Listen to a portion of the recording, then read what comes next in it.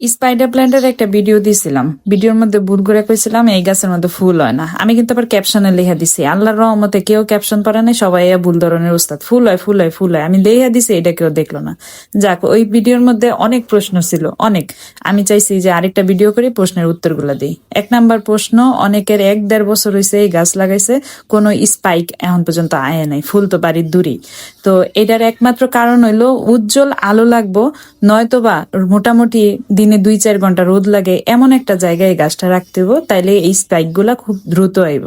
আর দ্বিতীয় প্রশ্ন হইলো এই চারাগুলা কিভাবে লাগাইবো, চারাগুলা কিভাবে রোপণ করব। তো ওইটার উপায় হইলো স্পাইক গুলা কাইটা দিতে হইব, কাইটা দিয়ে দেখবেন নিজেরাই বুঝতে পারবেন আলাদা আলাদা চারা আছে, প্রত্যেকটা গোড়ায় খুব সুন্দর শিকড় আসে।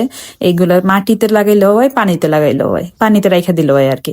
পানিতে রাখলে সেরকম কোনো গ্রোথ হবে না, 2-4-5 বছর যেমনটা তেমনই থাকবো।